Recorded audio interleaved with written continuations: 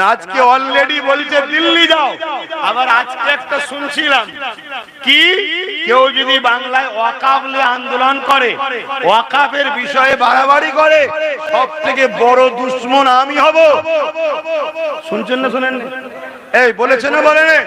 তা ওই সংবিধান কি বলে, ওয়াকাফ বিরোধী, ইসলাম বিরোধী। আমি অনেক আগে থেকে বলছি না বলিনি যে ঘোমটা দিচ্ছে, ঘোমটার পিছনে ইসলামের বড় দুশমন একটা আছে।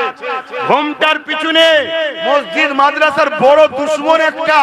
নবী পাক সাল্লাল্লাহু আলাইহি ওয়াসাল্লাম তাই বললেন, প্রকাশ্য দুশমন আমার উম্মতের ক্ষতি করতে পারবে না, আমার উম্মতের ক্ষতি করবে ছদ্মবেশী বন্ধু সুরাতে দুশমন যারা কেন্দ্রে যে বসে আছে, আমাদের প্রকাশ্য দুশমন।